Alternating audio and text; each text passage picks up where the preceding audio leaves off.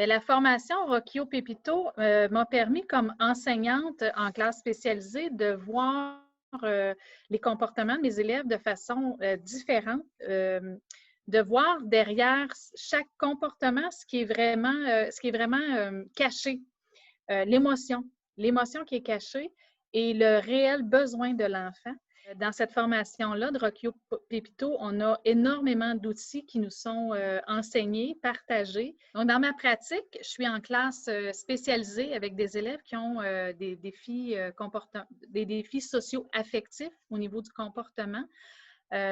Donc, dès la première application des moyens, le Reset, entre autres, qui est un outil que j'utilise dans ma routine quotidienne.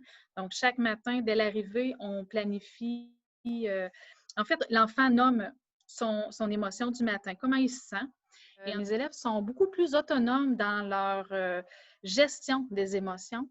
Ils sont plus à l'écoute d'eux-mêmes. Ils sont capables de nommer leurs besoins, nommer aussi comment ils se sentent.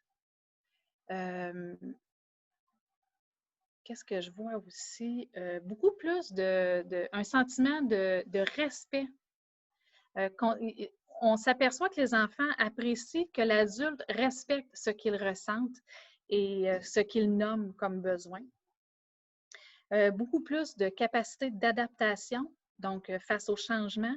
Donc, chaque matin, dès l'arrivée, on planifie. En fait, l'enfant nomme son émotion du matin, comment il se sent. Et ensuite de ça, on fait nos mouvements du reset pour revenir sur notre émotion suite à ces mouvements-là.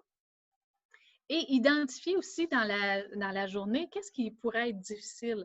Donc, les élèves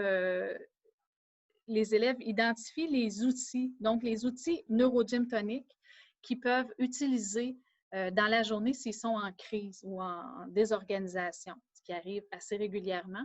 Un élève qui est arrivé ici en classe en novembre, et puis avec soutien avec une psychoéducatrice, présence d'une psychoéducatrice 1 heure par jour, et tranquillement, on augmentait notre présence à l'école.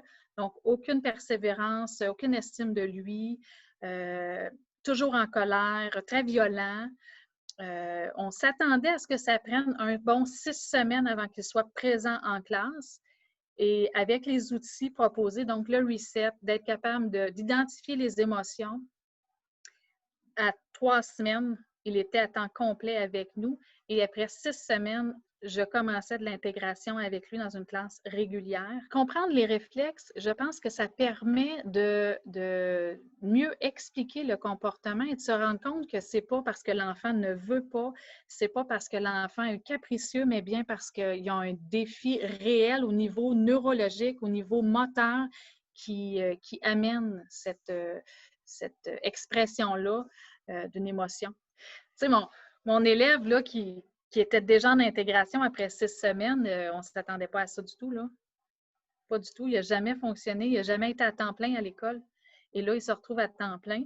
Et non seulement à temps plein, mais dans une classe régulière pour des périodes, là, des petites périodes, mais vraiment, puis tellement de fierté dans son regard, là.